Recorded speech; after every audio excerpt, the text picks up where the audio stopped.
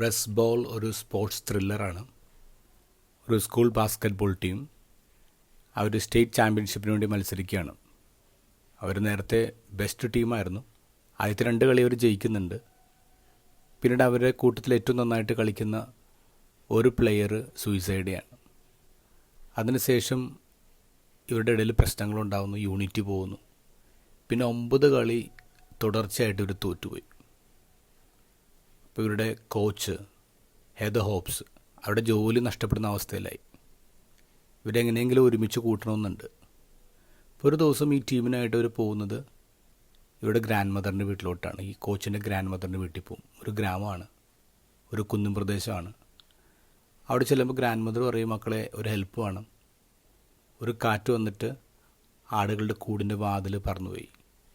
ആടുകളെല്ലാം മലയിലേക്ക് ഓടിപ്പോയി. നിങ്ങളൊന്നും അവരെ തിരിച്ചു കൊണ്ടുവരണം. അത് വളരെ എളുപ്പമുള്ള കാര്യം എന്ന് ഓർത്തിട്ടാണ് കുട്ടികൾ പോകുന്നത്, ഈ ടീമായിട്ട് പോകുന്നത്.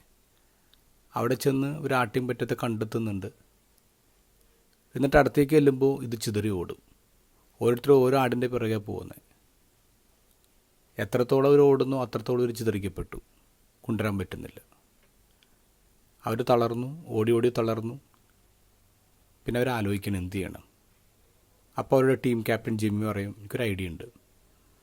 നമുക്ക് ഒരു കൂട് പോലെ ആവാം, ഒരു ഹ്യൂമൻ കോറൽ.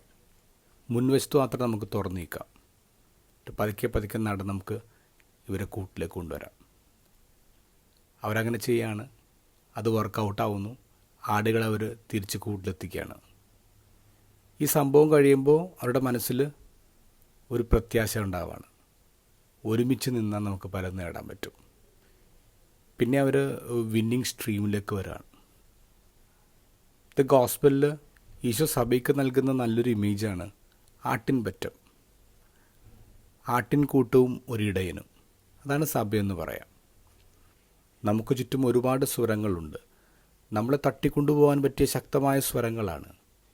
മറ്റുള്ളവരുടെ സ്വരം നമ്മളെ തട്ടിക്കൊണ്ടുപോകാതിരിക്കാൻ നമുക്ക് ചെയ്യാൻ പറ്റുന്നൊരു കാര്യം, സ്റ്റിക്ക് ടുഗെദർ, ഒരുമിച്ച് നിൽക്കുമ്പോൾ നമ്മൾ വിന്നിങ് സ്ട്രീമിലേക്ക് തിരിച്ചു വരാണ്.